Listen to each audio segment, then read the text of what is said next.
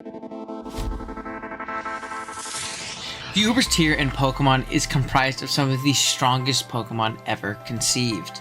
The rulers of land, sea, and skies, Pokemon embodying the concept of truth and ideals, or even the rulers of space, time, and antimatter itself. These legendary Pokemon are obviously made out to be incredibly strong, and are all way too strong for standard Draft League play. What if I told you there was a Draft League where these Pokemon gods were allowed? A league where coaches attempted to control these Pokemon of legend. Welcome to BBL Season 12. Today we're going to be going over our draft for BBL Season 12, the Ubers we got, the supporting cast around them, why we drafted them, when we drafted them, and all that good stuff. If you guys do enjoy this video today, be sure to drop a like on the video as well as subscribe to the channel. We're on our way to 5,000 subs by the end of the year, and I would really appreciate it if you help me reach that goal. We're kind of hitting that home stretch, only a couple months to go, so I would appreciate it a ton if you help me out along that journey. That being said, let's jump into it.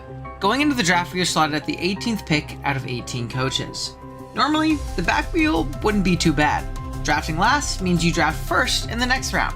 This lets you draft 2 Pokemon back-to-back every round, which makes overall synergy and cores much easier to find and draft. However, I'd be lying if I said I was stoked. When we're playing in a format full of Ubers like Calyrex Ice Rider and Mewtwo, not getting one of the higher tier Platinum Ubers is rough. Oh, I suppose I should explain the Ubers drafting system here. The Ubers in this league are separated into 4 tiers: Platinum, Gold, Silver, and Bronze.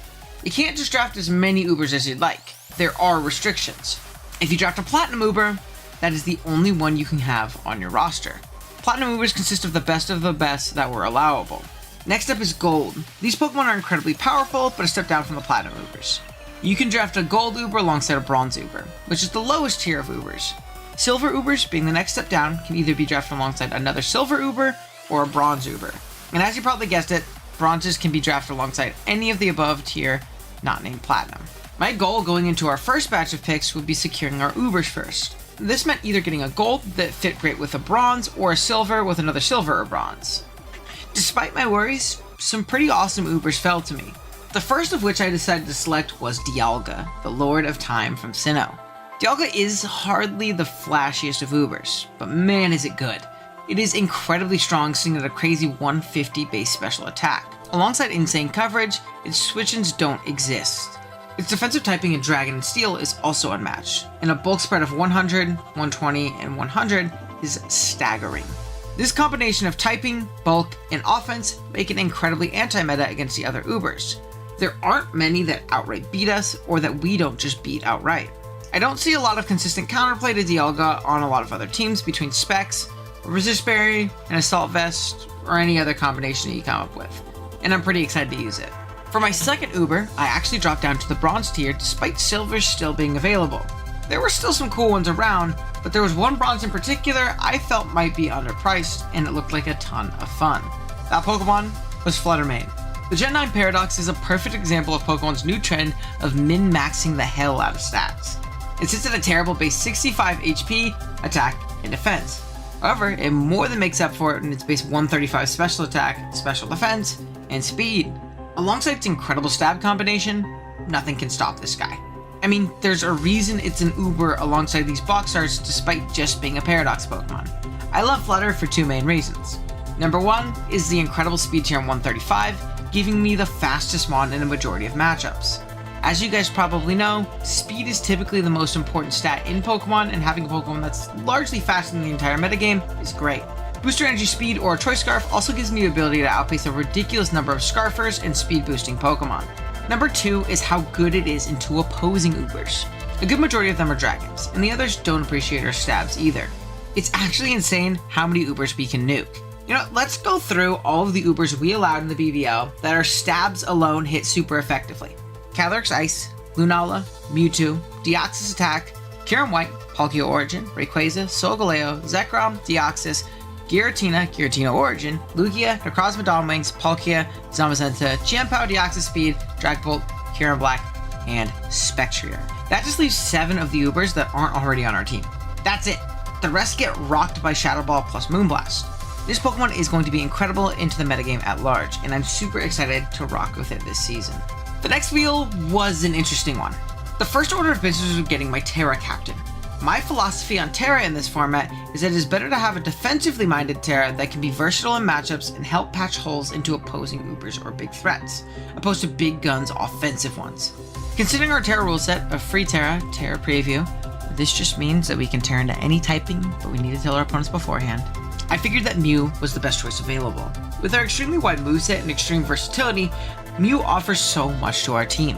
Whether it be a check to whatever Uber we need, hazards, a Scarfer, or even a setup win condition, Mew can be molded into whatever we really need in a matchup, and I think that gives incredible value. Our second part of this wheel in round 4 pick is a channel favorite, Crocodile. I'm big on roll compression in draft, and Crook gives us that in a dark type, a ground type, a rocker, a Scarfer with Moxie, a great pivot with Intimidate, and even a win condition in some matchups. There are also a ton more ghosts and Ubers, so I really like having a solid ghost check. Crook always checks a lot of boxes for me draft-wise. Plus, the last time we drafted it, we won the championship. That means it has to happen again, right? 10 years later, and we finally get to our third wheel in round 5 and 6 picks. There were a ton of snipes between our now and last picks, including Thunderous Eye and Tentacruel, so we had to make a few adjustments. The Thunderous Snipe left me without a Mon that hit that 110 speed tier, fitting in between our Mew and Fluttermane. The best of them left was Ogerpon Cornerstone. Ogre Rock isn't a Mon that I've gotten a chance to use yet, but man have I been itching to try it. The combination of its stabs and coverage are pretty annoying considering it also has access to U-turn. It's also a great spike setter, especially in the lead slot alongside its ability Sturdy. Our team also loves the spike support, so I think Ogre fits in great. Next was the Tentacruel replacement. I really wanted solid removal, as Dialga hates spikes being up and doesn't appreciate wearing heavy-duty boots. Plus, I needed a solid water type replacement. Therefore, we went the more offensive route in Quaquaval. Not only does Quack offer these two roles, but offers another win condition in Moxie and Aqua Step, and also a Pokemon that grabs great momentum with Flip and U-turn. I've never actually been a big Quaquaval guy, but after watching my buddy Cavs use it in the BBR Summer Scramble, I was impressed by its flexibility. I saw him use it a lot more defensively than I thought possible. Hopefully we can use it well and see a similar level of success. In drafting Dialga as my steal, I really struggle switching into offensive fairies. Sure, Dialga can take them on, but I want to get more out of my Uber. I also currently struggle with good offensive fighting types, as my main resistant Mew will often tear out of its resistance, and my main immunity in Fluttermane isn't known for its bulk. This slot was originally a multitude of different Mons, but after snipes and much deliberation, we ended up on Fezandipity. Now I won't lie, Fez is a bit lackluster in raw stats, but what it lacks in raw stats, it makes up for in spades with its defensive typing and utility. Fez has this weird quality where it just barely seems to avoid a 2-hit KO from the Mons it's checking. This in conjunction with Roost allows it to be really frustrating for a lot of squads, but I honestly don't intend on using Fez like this unless I absolutely have to.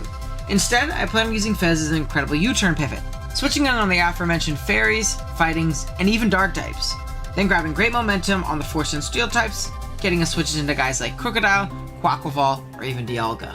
Looking at our team on the later half of this wheel, there's one glaring weakness: rounds. To this point, we actually have no resists and no immunities. To patch this up, we decided to go with Shaman here.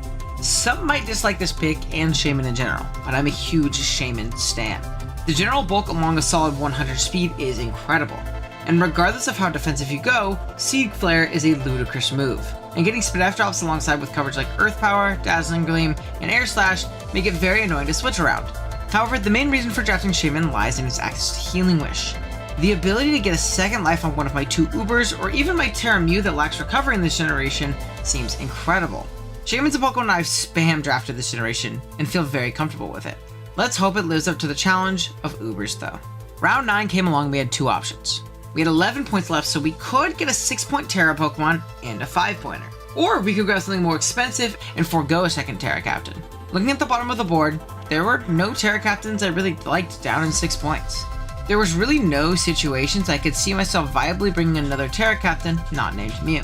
Instead, I decided to go top heavy and use my last 11 points on just one Pokemon, as the minimum roster number of Pokemon is 9 in this league. Said 11-point Pokemon was Rotom Heat. There was a few reasons I went Rotom here. Number 1, it gives me a ground immunity. Now that I have a resist and immunity, I feel much more comfortable into Earthquakes. Secondly, it gave me a secondary Fairy resist to take pressure off of Fezandipity, and a secondary Ice resist to take a ton of pressure off of Quaquaval. Lastly, it matched up well into two Ubers that I really struggled with to this point: Calyrex Ice Rider and Magearna. This top-heavy approach with Rotom gave me a lot more value than pretending I'm going to bring a couple low-point Mons in this high-powered metagame. That is going to be our squad for BBL Season 12.